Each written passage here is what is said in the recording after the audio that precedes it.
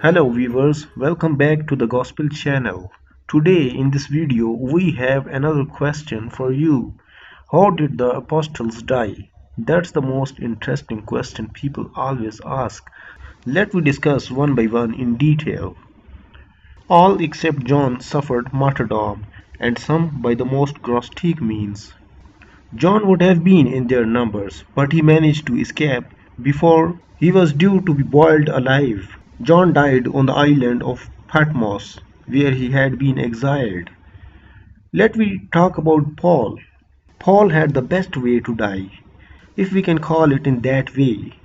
He was died by decapitation because he had Roman citizenship. Peter and his brother Andrew were both crucified. Peter went from Antioch to Rome, where he was martyred around 60 after death.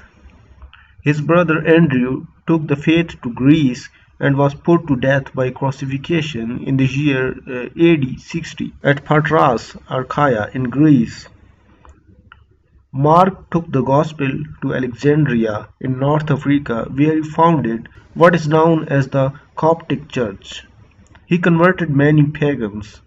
When he returned there, the pagan chieftains were so furious he had converted so many pagans that on 25th April 68 they put a rope around his neck and dragged him to a horse through the streets until he was dead. Judah Thaddeus and Simon the Zealot were put to death by axe. Bartholomew was put to death in Armenia for converting the king to Christianity, who had him flayed, skinned alive, and finally beheaded.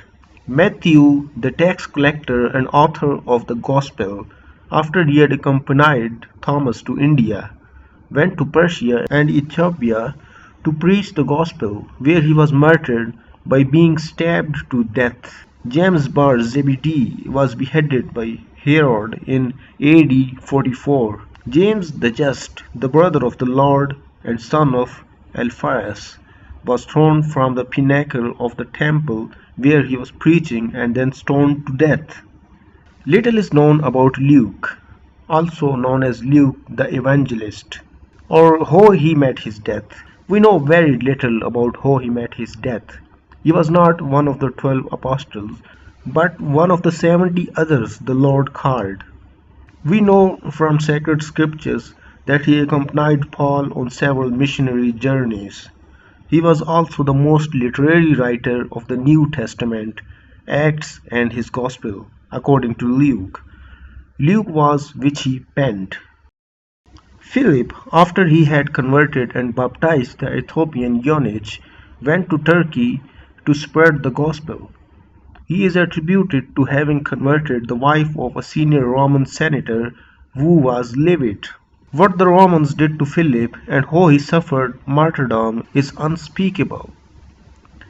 Matthias, who was appointed to take Judas Iscariot's place between the Lord's ascensions and the waiting for the Holy Spirit. Not much is known about his ministry except that he took the gospel to Georgia to convert cannibals. One tradition says he was stoned to death at the end of his ministry, while another says he died peacefully in Jerusalem. Thomas went to India and founded the Syro-Malabar and Syro-Malkara rites. He suffered martyrdom at Mylapore in July 68 AD by being stabbed by spears. Indian Christians make his tomb a place of pilgrimage to the present day. Jesuit missionaries rocked up in India around 15th century to convert what they thought were the pagans Indians and were shocked to discover that many Indians were already Christians. Their churches were identical to what the Jesuits were used to, but more gloriously decorated. They had the 7 sacraments, great devotion, the Blessed Virgin Mary. They had formulated the New Testament and all completely independent of Rome. Astonishing that they were Catholics in all but name. But in my experience of a largely Indian parish of Syro-Malabar Rite, the Indians appear much more devout and ready to roll up sleeves when work needs to be done. Indian altar servers keep out of the sanctuary. The priest goes to them, not them to the priest. great reverence. Thank you so much for watching my video. Hope to see you in upcoming videos on Gospel channel.